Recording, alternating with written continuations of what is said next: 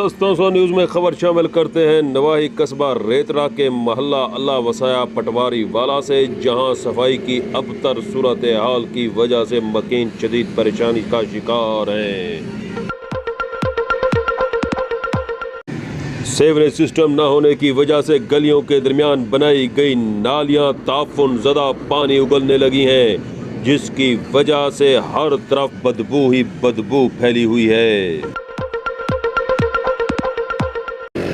मकीनों का कहना है कि अरसा दराज से नालियों की सफाई नहीं की गई, जिसकी वजह से हर तरफ गिलाजत ही गिलाजत नजर आती है।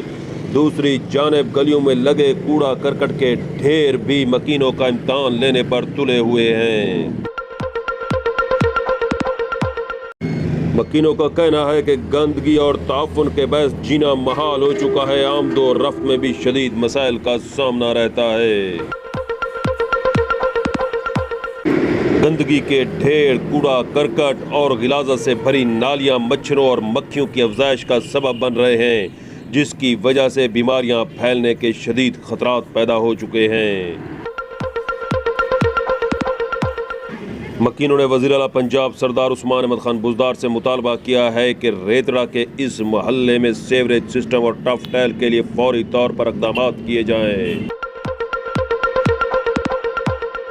उन्होंने मकामी इंतज़ामिया और मुंतखब नुमाइंदों से मुतालबा किया है कि सफाई अमले को इस महल्ले की सफाई के लिए पाबंद किया जाए, ताकि यहाँ के मकीन भी चैन की नींद सो सकें।